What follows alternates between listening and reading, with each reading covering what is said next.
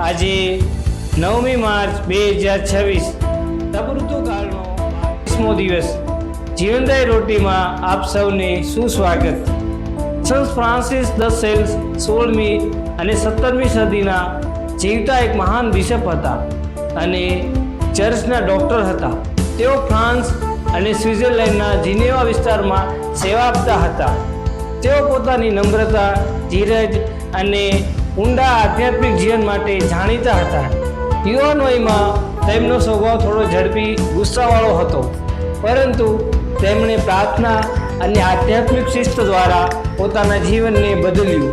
તેઓ સતત ભગવાન પાસે પ્રાર્થના કરતા કે તેમના હૃદયમાંથી ગુસ્સો, અભિમાન અને નકારાત્મક ભાવનાઓ દૂર થાય।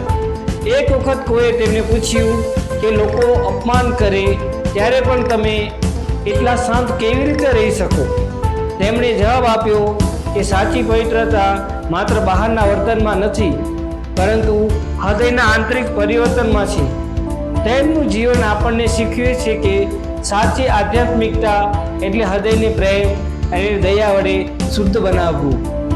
આ જ સત્ય ઈસુ ખ્રિસ્ત માર્ક 7:14-23માં શીખવે છે।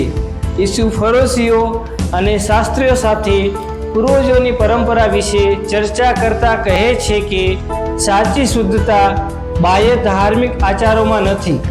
ખોરાક, વસ્ત્રો અથવા બાહ્ય નિયમો માણસને સાચા અર્થમાં શુદ્ધ કે અશુદ્ધ બનાવી શકતા નથી। પાપનો મૂળ સ્ત્રોત માણસનું હૃદય છે।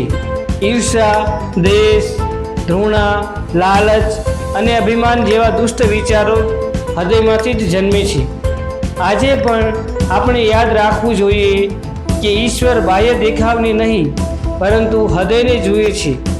તેથી આપણે ઈશ્વર પાસે પ્રાર્થના કરીએ કે તેઓ આપણા વિચારોને શુદ્ધ કરે, આપણું હૃદય પ્રેમ, શાંતિ અને ક્ષમાથી ભરાઈ જાય, જેથી આપણે સાચું આધ્યાત્મિક જીવન જીવી શકીએ।